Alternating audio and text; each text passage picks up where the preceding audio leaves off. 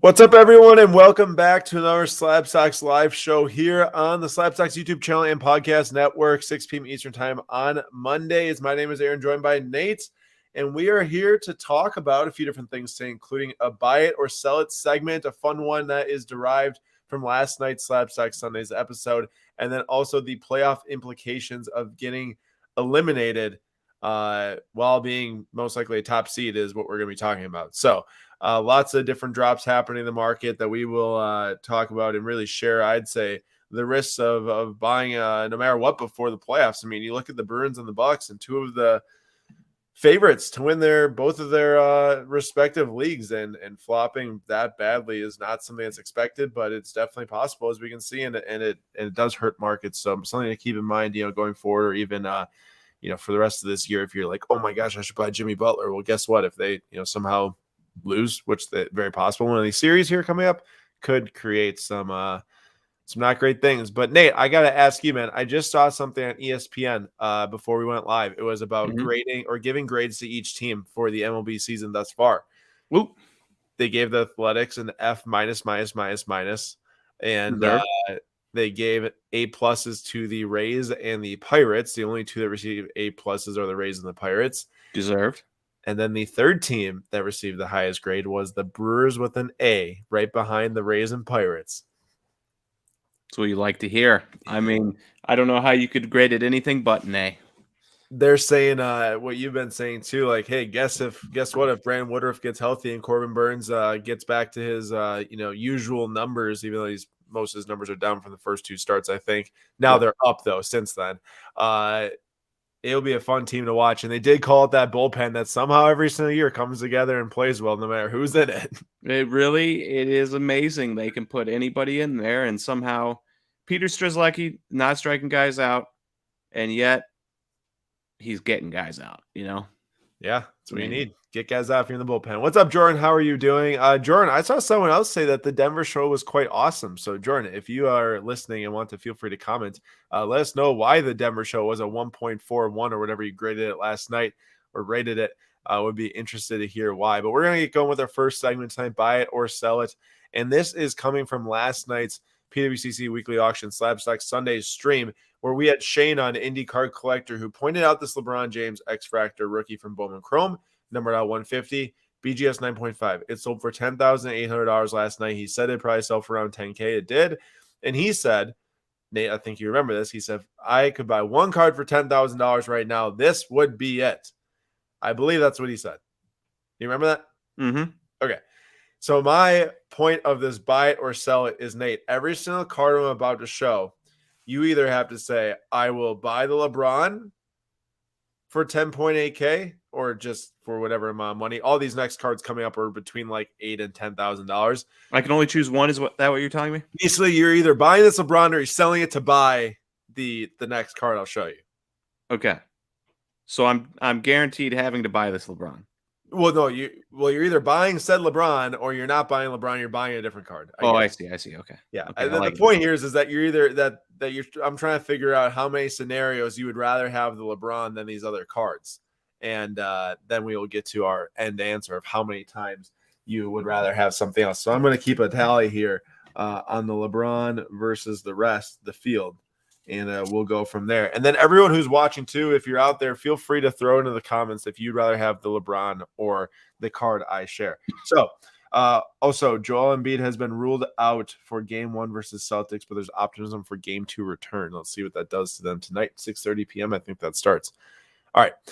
First one, we got a PSA 7 Jamar Chase Prism laundry tag 1/1 Black Friday auto numbered out of 1, obviously.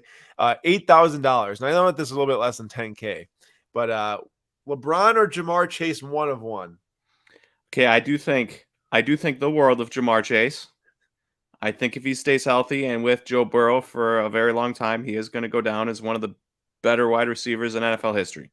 Just from the fact that they're both young, they're going to form such a good rapport, and as long as they can pay both of them, they should be playing together for the next 10 years. I don't love the laundry tag thing that looks like every other laundry tag you pull off of any piece of clothing ever. In fact, I feel like that's like a "don't iron this" type of tag or something. Yeah, that literally isn't like even NFL branded. No. So that looks stupid. And like I like Jamar Chase. I really do. But we're talking about LeBron James here. Look, Jamar Chase will never become a top one wide receiver. Jerry Rice has that locked down for the rest of history.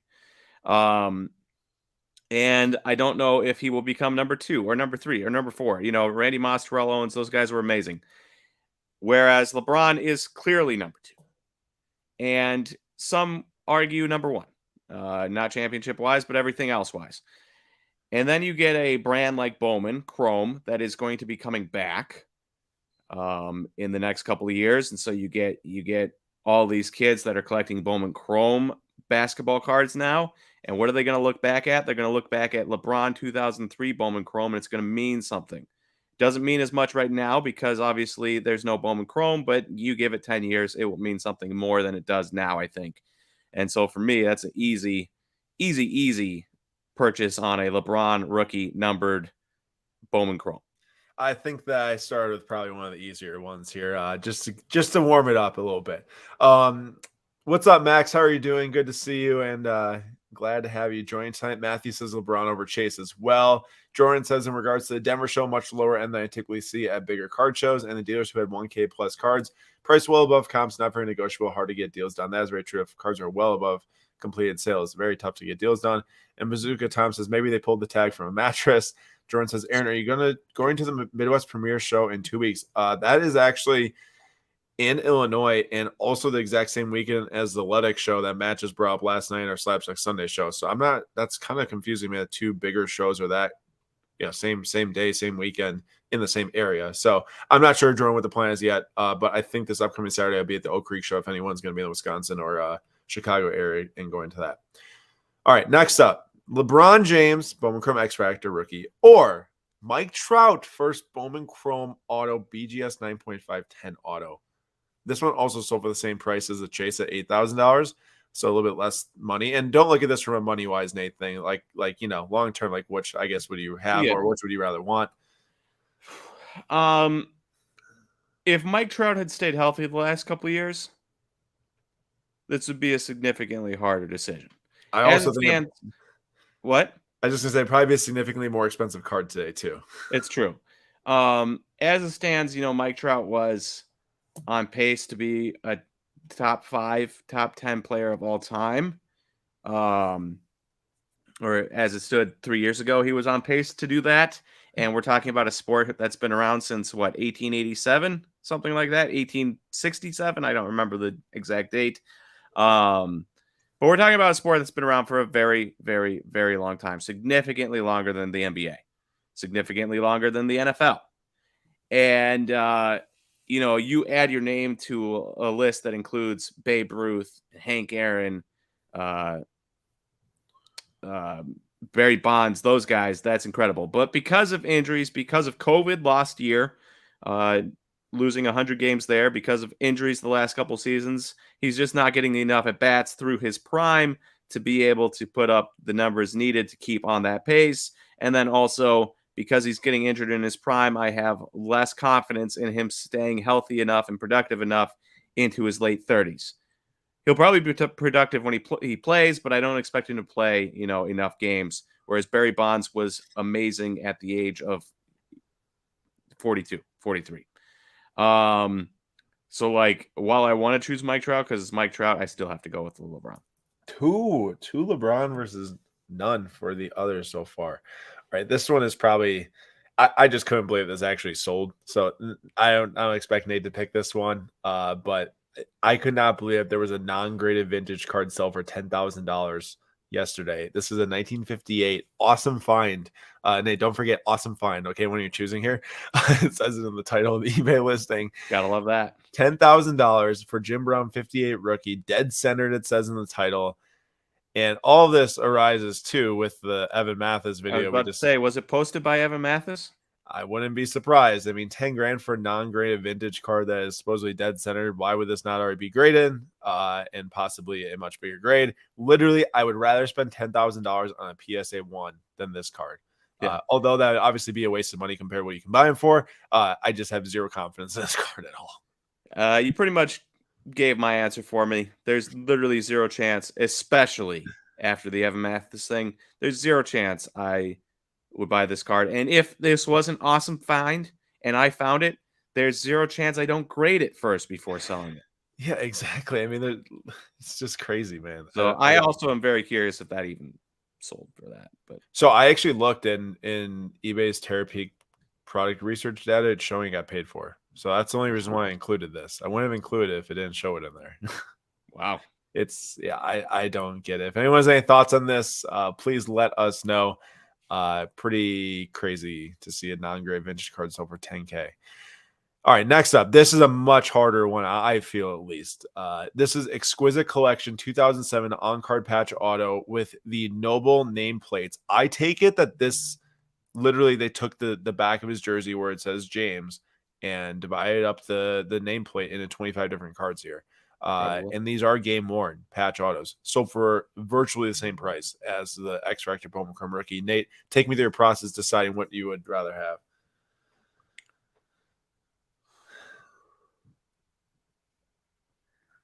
So it essentially comes down to, do I want a card that has both been touched by LeBron because he signed it on card and also has a piece of his jersey he guaranteed wore in a game, or do I want the rookie year card?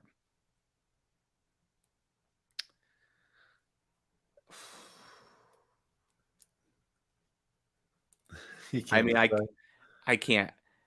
I have to buy this one. Like, he has to. From a historical standpoint, a rookie card might not mean as much years and years and years down the line for all I know.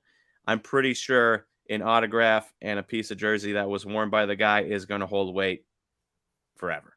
I would have to agree. I also think that while that Bowman Chrome X Factor is very cool and rookies were more scarce in 2003 than they are now, there still is a lot of rookies, and there's just a finite amount of LeBron signed on card.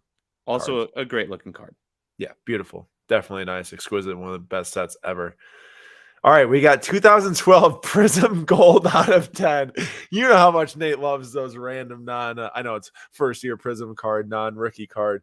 Nate, Aaron Rodgers Gold Prism, numbered out of 10, BGS 9.5, or the LeBron rookie, numbered out 150, BGS 9.5. You would have had a much better chance of putting in a random year Aaron Rodgers with a auto on the card and a jersey than you would putting in a first year Prism 7 years after he started. I mean, even the LeBron was closer to his start of his career than this is for Rodgers. Yep. There's a negative % chance I would ever choose this card, and I still like Aaron Rodgers. Despite him being traded. What if I put up here, and I don't know how much it sells for, but like a Gold out of 50 PSA 10 2006, or the rookie 2005. You know how they had the retro gold refractor, where it's got like they didn't make like a gold refractor of like his normal Topps Chrome rookie. The gold refractor Aaron Rodgers rookie. I'm just gonna look it up and share the screen because is it like the throwback one where it's what year is that? I'm really bad with football cards. Where it's the picture of him and then another. I'll share the tab right now. Oh, that was not what I was thinking of. I have seen that card though. I would still 100%. I would still choose the LeBron James. I got you. These have also dropped a lot. Back in August of 2022, one sold for $19,200. PSA 8 even. Yeah, PSA 8 before last season, and now a PSA 9 is $6,300. As of January, that is. Is that a buy? What if he leads the Jets to a Super Bowl? It's definitely more than it is now, but that's a lot of risk, man. That's a loaded AFC to go through, and he couldn't even make out of the NFC, man, with a weaker conference. So I don't know. We'll see. Bazooka Tom loves the gold refractors. This is much better than Nate's least favorite card of all time, the 2018 Prism Tom Brady Silver PSA 10. I do carry a lot of angst against that card in my heart. That is true. Real quick, I listened to a lot of a couple of Packers podcasts today. about the draft class, Mm-hmm. and I have a lot more confidence in this team than maybe I should after listening to those than before. The Jets? No, the Oh, Packers. the Packers. Sorry. Just from like it seemed like LaFleur wanted to run one offense. Aaron Rodgers did not want to run said offense. So then they ran an offense that Aaron Rodgers wanted to run. And now we're going to get to run a Matt LaFleur-led offense. And it'll be fun to kind of see, how that works. Because I do think Matt LaFleur is a very good coach. I do think he was probably handicapped a little bit by Aaron Rodgers. But he clearly was good enough to take Aaron Rodgers from being terrible with McCarthy the last couple of years to an MVP back-to-back years.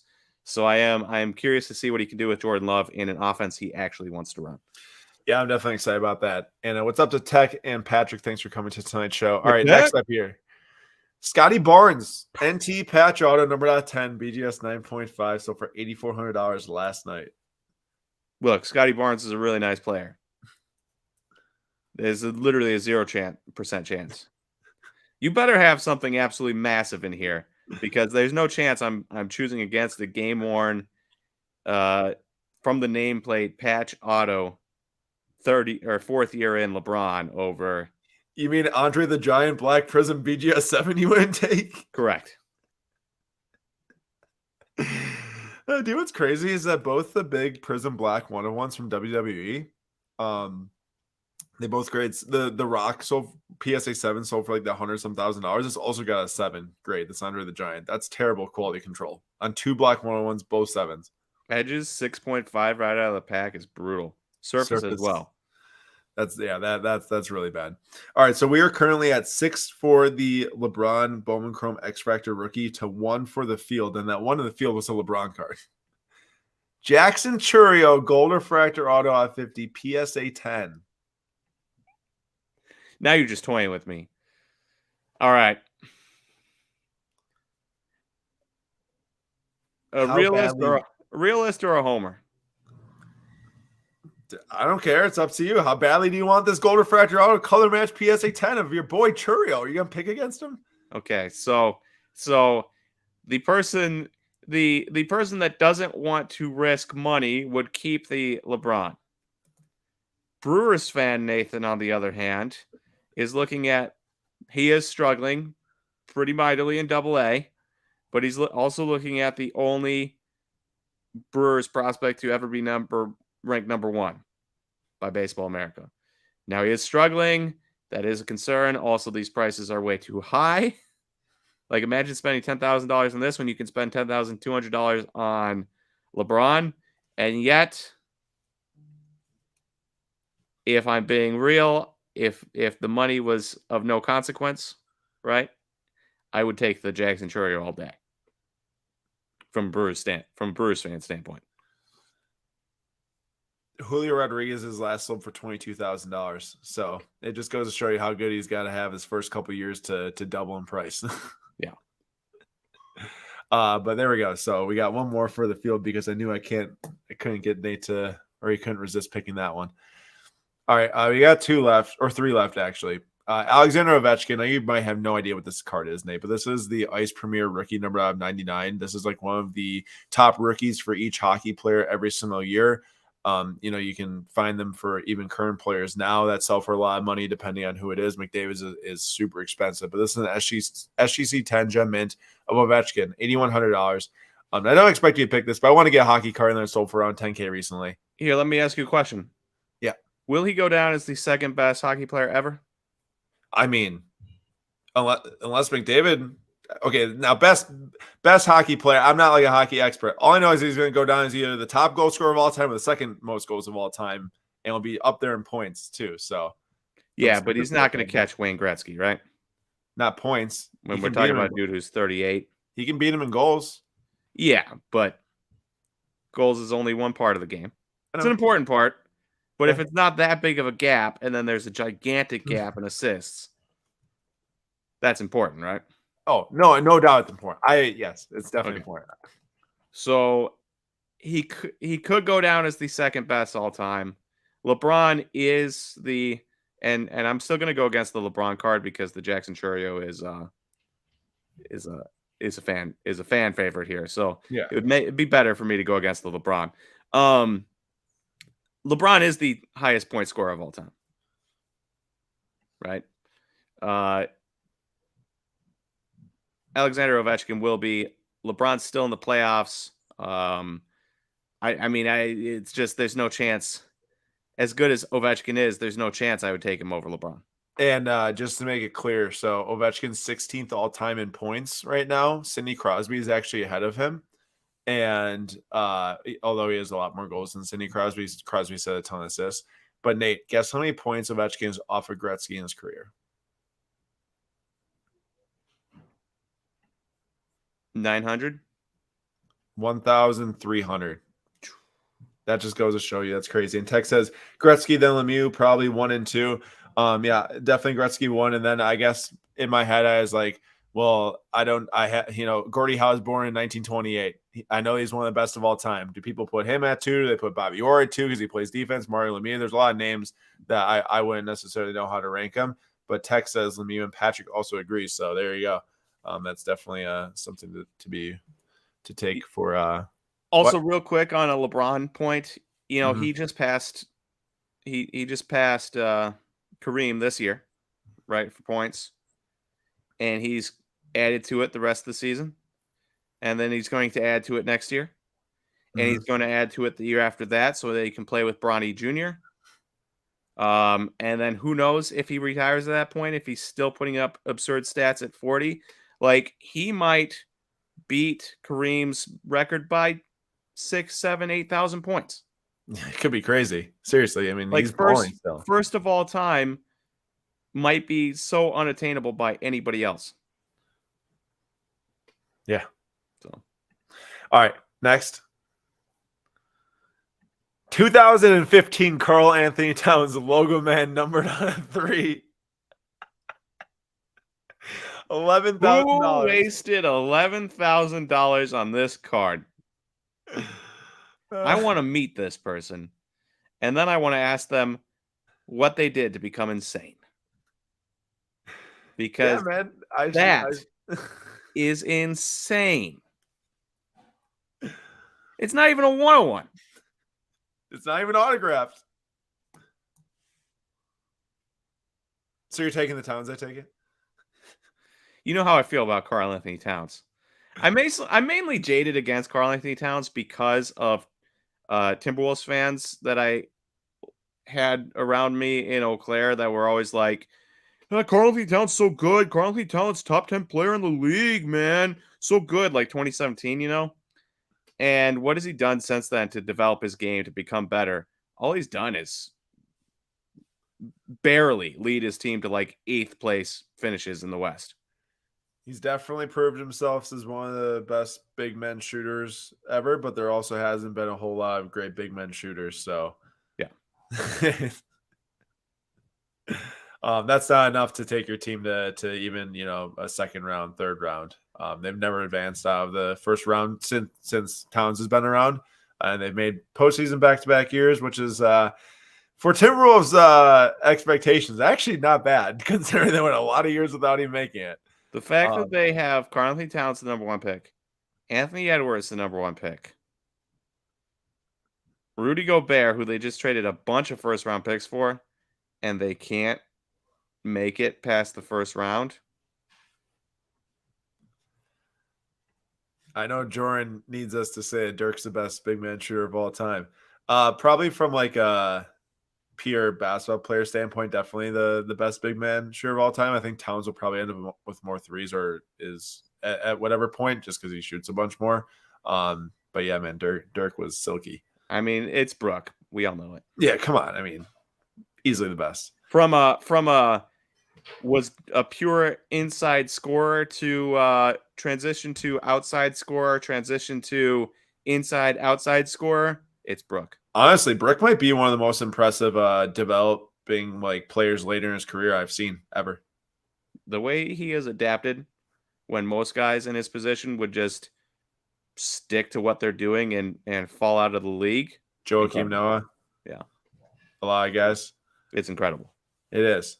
All right, last one I got for you, Nate, here. And this one, I know you're not bigger on soccer than basketball, but at least makes you think. On card, Messi, Eminence Auto from the year. He won the World Cup, number 5. Transcendent horizontal auto here with a little diamond up there, it looks like. But $8,000 is sold for.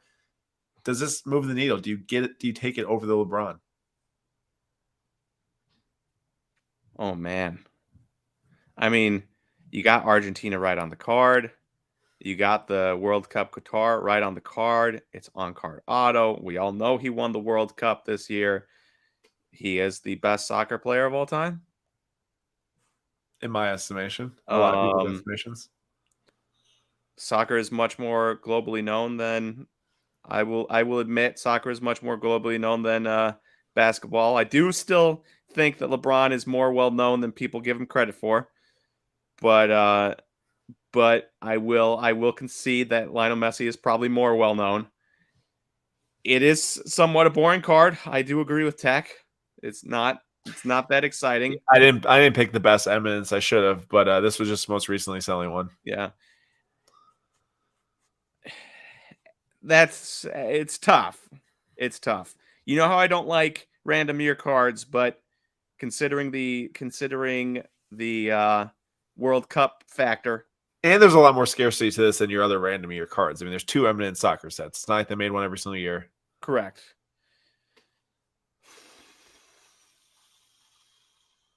I'm going to cop out here and say you could choose either, and I wouldn't fault you any which way.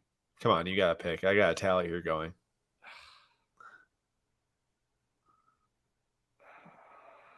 How old is Messi?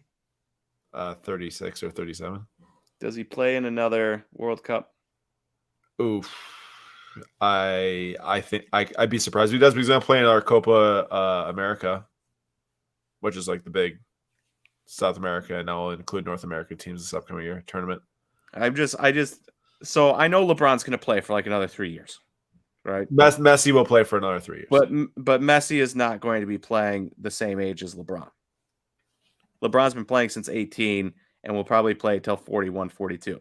And even then, he might not retire. You know, Messi's been playing since he's like 17, right? Yeah, but I'm talking about it doesn't matter the 3 years if he's years younger than LeBron. I get it. He is turning 36 in 2 months also, but like as Jordan said. Man, I don't know. This is tough. I think in my heart of hearts, I still want to go with the LeBron. You can take it. I'm not going to make you take this card, obviously. If you want to go with LeBron, take the LeBron. But there's so much going for this.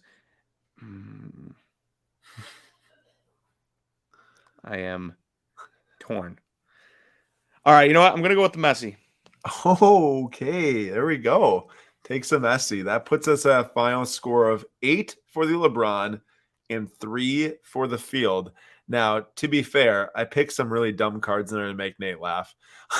But I think that my goal here wasn't to get you to pick a bunch of the field. The goal, I think, was to show, and I'm not necessarily a LeBron fan at all. However, it does go to show, I mean, maybe LeBron cards are still significantly undervalued compared to when you see like this random Karl Anthony Towns numbered out of 3. I know it's from NT. You see Andre the Giant. You know, I think there's many other Andre the Giant WWE collectors would rather have. I mean, like that's not even a rookie. Yeah, Scotty Barnes, Jamar Chase as well. I know there's some $2,000 gaps in some of these cards, but still goes to show you. I mean, this LeBron card will be talked about for the next 50 years, in my estimation. Easily 80% of these cards could never be looked at again. Yeah. And like the Jackson Churio, if you would have put any other prospect up there, there's literally zero chance I would have taken it. Even Brewers prospects. Mm-hmm. You could have put the Sal Frelick 101 up there. I would not have taken it. Wow. Well, there we go. I think that's pretty fun. Definitely took way longer than I thought, but here we are. It was a fun time. So thanks everyone for joining on that. John says Messi over LeBron. Bro watches says kind of a basketball versus soccer debate. That's definitely a good valid point there. True. Jordan says, Nate, whichever card you choose them on, money will be debited from your checking account. The card will be in the mail. Man, I'm glad I moved my money to a high yield savings account, so that can't happen. Look at that. Stumped him. Beat him. Got him.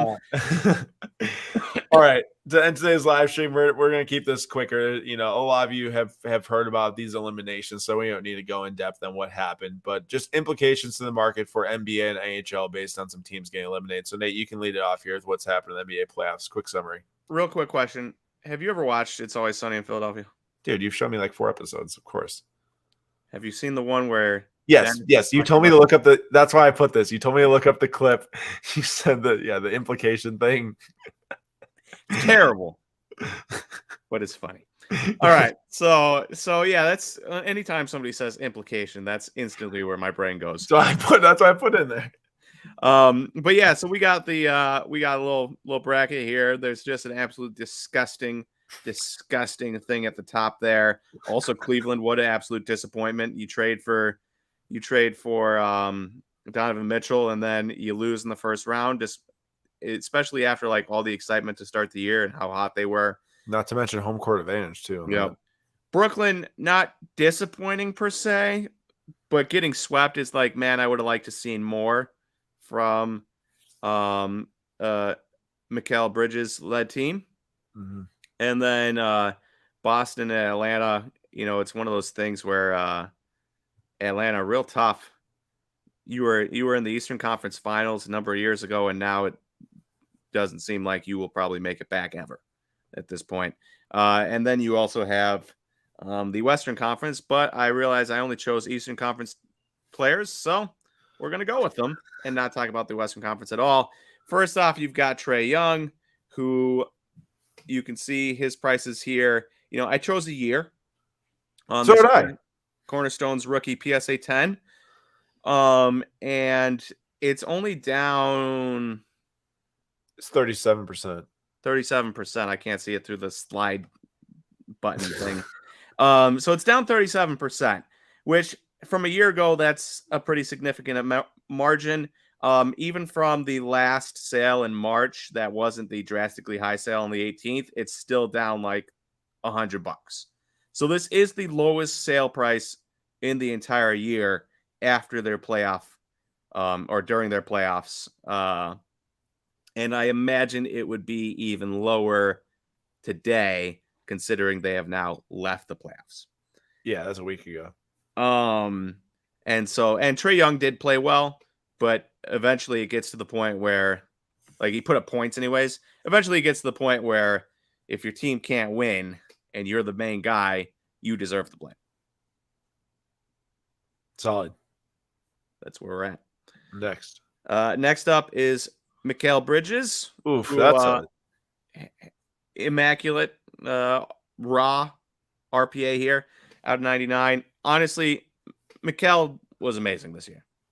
You know, he got traded and he blew up, and you can kind of see that price bump there in March and April, but then it is right back down almost to where it started when he was last May on the Suns. And a little bit disappointing to go down that far. I don't know what, you know, rock conditioning is very sensitive. I don't know what the conditioning is of some of these cards, but obviously you can see that losing in the playoffs, even though the Nets were much better than expected, still had implications. You wanted to ask a question? I was just gonna say this looks like a nice roller coaster here, way up, and then that's like a $250 drop within like 3 weeks. Looks like to me kind of a nice buy. I really like Bridges, and I do think that he's going to keep. He's only 26. He's going to keep developing and building into that lead scorer role while being a dominant defender. I mean, are we going to look at him like we do Paul George and Kawhi Leonard in like 2 years? We could. We'll have to see. Although I would say a lot of this discussion too that I want to bring up because of looking at these markets and eliminations is like, hey, if you were looking at a guy that you liked, like if Nate really liked Bridges and you're like, prices just went up so much. Well, shoot, right now, if they get eliminated 2 weeks from now, 3 weeks from now, a month from now, check in on their markets and see where they're at. You know, might be the better opportunity you have in the course of a year or more. Yep. Obviously, everything's player and card dependent. And there could, this most recent sale could have had like a just absolutely destroyed corner. Yeah. Or could have had a chunk missing from the patch box. I don't know. Or no patch at all. I've seen that before. Yeah, or it could have been a one-color patch. True. That happens a lot. So next. And then lastly, disappointing. I wanted to be a homer and just bring up somebody else, but I figured I had to bring him up. Number one, he wasn't good in the last game. Missed a ton of free throws. And he missed like 7 shots in the last fourth quarter into overtime in a row. Yeah, he wasn't good. This in is the game before, he missed a couple of layups down the stretch that we needed to be able to win that game. Wasn't good. Though overall in that game, he had a great game, triple-double, 26 points, didn't miss that many shots. Realistically, he would have had to be near flawless to beat the Heat in that game. And then he would have had to been not necessarily near flawless, but a little bit better than he was to beat the Heat. And obviously he missed 2 games. But when you are the best player, quote unquote, in the world, at least a lot of people think he is, including me. You need to beat an 8 seed, and you need to lead your team, despite what Giannis says. And I did like a lot of what Giannis said about, is it a failure of a season? Well, you build. Some things are disappointing, but if you learn from it, you build from it, it's not necessarily a failure. But when you're the number 1 seed and you're playing an 8 seed and you lose to them in 5 games, if that's not a failure, then literally nothing in life is a failure.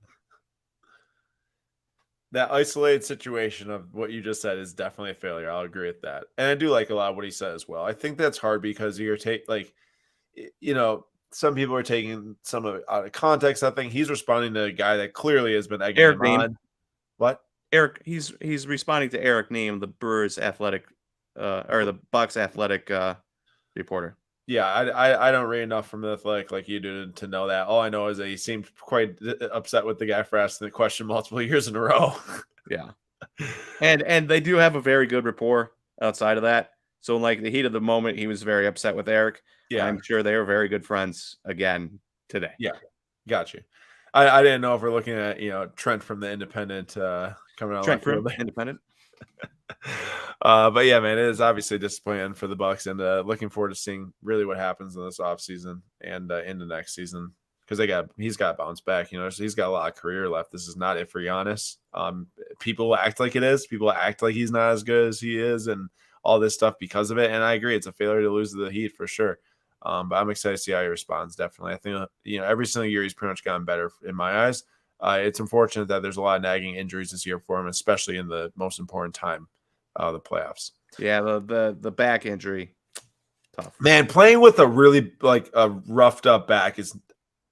I know when I was playing, it wasn't easy. Now imagine going against NBA players and especially for how physical he is. Yeah, and think about at the free throw line, that is 100% not an excuse, but it's for sure a reason why he was way worse than the free throw line than any other game, because he was better in a lot of games this year. And we know he has the ability to, because he did in Game 6 of the finals 2 years ago. Shot really well at the free throw line.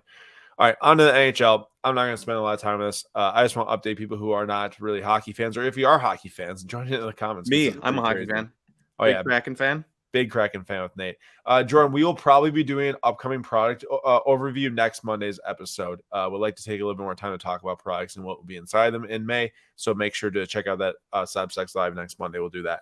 But for the NHL, so here's the bracket update. Every single team is solved for the next round other than the Devils or the Rangers, which is a very intense matchup. I believe Game 7 is tonight. I'm 100% watching it over the NBA playoffs tonight. Yeah, it's at 7 o'clock tonight, actually happening in an hour and 20 minutes. So that series is pretty crazy. Game 7? What do you say?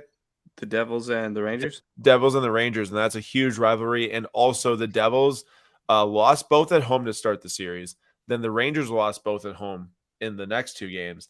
And then the Devils won another one up 3-2. And now the Rangers won at home last game. Now it's going back to the Devils for Game 7. So this would be a very, very, very intense and heated game, I think. Could you imagine if the Devils win and the only teams that got upset were the 1 seeds? That'd be actually really crazy.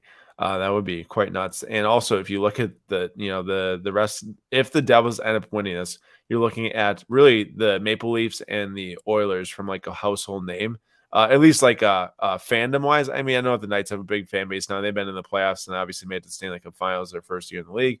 But Hurricanes, Kraken, Panthers, and Stars outside of that. So it's going to be very interesting playoffs. But the point here, real quick, how'd your brother take the Winnipeg losing? oh man, he's not happy at all because they got smoked, and the coach was heated. He said that we play with no fire, and that team is going to pretty much be dismantled this offseason. I think a lot of players are ready to leave and split up. So took it very bad. I got lots of texts the night that they lost. Okay, so obviously our big upsets are Kraken beating the Avalanche. Massive for the Kraken fans, especially Nate and Tech in the comments. One on the road against the cup holders from last season. Avalanche won the Stanley Cup last year. Twice they won on the road, right? That I believe so, yeah. And then the Panthers in the biggest upset in modern playoff history. There's no research behind that. I just love saying that because they beat the best NHL regular season of all time. This is not just this season, of all time, the best record. They beat them on visiting ice. They were winning with 1 minute left in the game, the Bruins. They let up a goal to go to overtime, and the Panthers won 8 minutes into overtime. Absolutely incredible stuff. And our market updates based on the Stanley Cup playoffs. What is up, Crollo? Good to see you here. Cale Makar, over the last year, his Young Guns PSA 10 has dropped 20%. You really, really, really see here what happened when he won the Stanley Cup. Goes from $600 up to $1,200. He won the Conn Smythe Award, which is the best player in the Stanley Cup playoffs last year. He had an amazing run, super young, one of the most versatile defenders in the NHL, or if not the most versatile defender. And also Gretzky calling him Bobby Orr of modern day is massive shouts from the GOAT. Now, since then, Avalanche had quite an injured year. Makar was injured for a little bit, I think. McKinnon was injured for a little bit. And then they actually got healthy, though. Not, though? From what I understand of the guy. What do you say? I said, when is he not, though, from what I understand of Nathan McKinnon? Oh, McKinnon, he's definitely been injured like every year for the last few years, at least in some small capacity. But the thing about the Avalanche is that they ended up coming out and winning their division, I think. And that it did. It put them at the 1 seed up in their little bracket up there. And the crazy thing is that you kind of feel like that they're on a run at the right time, and then they just get stopped by the freaking Kraken. Second year in their league. They were terrible last year. Turn around, make the playoffs, beat the Avalanche. And that has really dropped the market of Makar from $1,200. Now it's around $400, I think was the last sale of a Young Guns PSA 10, $425. And this will be an interesting case this offseason. He's so young. He's so talented. In my mind, I'm not a hockey expert. Like I said, listen to Greg on our Thursday episodes when Puck Drop releases. In my mind, if I'm looking at any hockey guys offseason, it's probably him from like a young standpoint and massive market drops. Find some cards you couldn't afford when they were winning the Stanley Cup. Everyone loved the guy, and that's what happens in sports. You praise dudes and players and women when they are balling out and doing amazing, and the moment that they suffer, like the Bucks now and Giannis, a lot of people start kicking them when they're down, and prices drop because of it. Not a bad time to go buy if you are long on some of these guys. And also, yeah, the NHL playoffs is great so far. Next up, David Pastrnak, 60 goals this season, drove his team to the best record of all time. His market climbed like crazy this year for great reason. Increased around $500 for a Young Guns PSA 10 at a time, up to like $1,600. But the last 3 sales have started to like fall off a cliff, honestly. From $1,500 now back down to $995. It's getting obviously back to what it was in January time-ish. He had an amazing season, but that's what happens when prices rise so fast and the big eliminations happen. Vancouver says Makar is overrated. Don't invest. Well, I gotta say, if Vancouver is the hockey guy, I'm just looking at from what has he done to a market standpoint. And this year, what do you have this year for points? He had 66 points this year. What was that compared to last year? So he played 17 less games this year, scored 20 less points. He was over a point a game last year. So definitely not as good of a season this year as last year, but maybe Vancouver's got something there. Carlos said, any media member asked the Bruins if the season was a failure. I'm not sure, but they should have to see what they say, to see what they said. I want to point out Makar had 5 points in 6 games in the series, and Pastrnak had 5 goals in 7 games. So both these guys, at least from a point perspective, almost had a point a game. 5 goals from Pastrnak is good. Bruins couldn't do it in the end. And then Kirill Kaprizov has got to be one of the biggest market droppers in the last year. He was injured at the end of the season. He had a decent season before he got injured. But honestly, he's just 12 in that picture. He does look really young. There's just so many Young Guns PSA 10s. I think this is the most graded hockey card of all time. Most PSA 10s of any hockey card of all time. I think I heard that from someone. I would have to fact check myself on that, but it's like close to 3,000 PSA 10s. Which Wait, he's 26? he's not like as young as you'd think. Do you think he's ever grown a single facial hair in his entire life? Good question. So there's 3,813 Kaprizov PSA 10s for McDavid. There is I can't find this. Oh, there is 2,513. It's funny. You look at the young guns PSA 10s and say, oh, 3,800. That's like nothing compared to 30,000 Acuna Topps Update PSA 10s. But True. still, lots of them out there. So 60 some percent drop, 64% drop is a substantial. And I'm excited to see what the Wild do next year, although every single year it seems like they make the playoffs and just don't do anything. So hopefully they can reload and get some more talent in to help out Kaprizov. So we'll see what happens there. But that's a little recap for hockey. And to end the show, I wanted to give a couple updates on SGC submissions. So if you're in SGC submission 415, all those slabs are back in hand. There's a delay in Illinois this past week from a shipping perspective, so it took a couple more days to get here. Those are Classic back in Illinois, hand. am I right? I know, right? What are they doing? Back in hand. You all got emails that they are in hand, and the live stream will be happening tomorrow morning for the SGC submission 415, and then the 430 shipped out today. Yesterday was a Sunday for April 30th, so it went out today. So if you had cards in that submission, they went out today to SGC, and you should have got an email on that as well. If you want to get cards in for our next submission, it is on May 15th. Need cards in hand by May 14th. Slabstocks.com/grading. $18 per card for all of your SGC grading needs. Of course, the best price you can find.